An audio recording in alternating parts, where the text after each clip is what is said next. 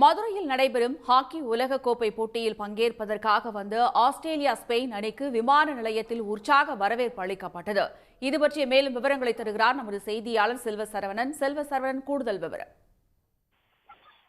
மதுரையில் கடந்த 22ஆம் தேதி முதல் 14வது ஜூனியர் உலக ஹாக்கி கோப்பை போட்டி நடைபெறுகிறது. இதனால் பல்வேறு நாடுகளில் இருந்து வருகின்றன. Canada, Italy, Spain, Netherlands, Namibia, தென்னாப்பிரிக்கா போன்ற நாடுகளில் வந்தன. இன்று காலை ஆஸ்திரேலியாவில் இருந்து இலங்கை மூலம் மதுரை வந்தனர். அதேபோல் ஸ்பெயின் அணியினரும் மதுரை வந்தனர்.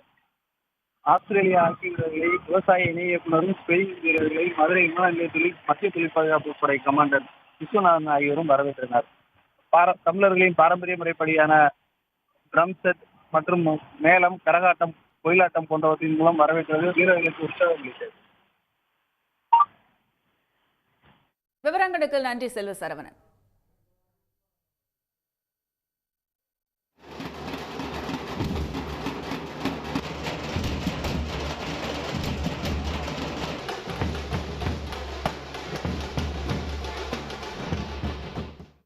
உடனுக்குடன் செய்திகளை தெரிந்து கொள்ள சன் நியூஸ் பெல் ஐகானை கிளிக் பண்ணுங்க.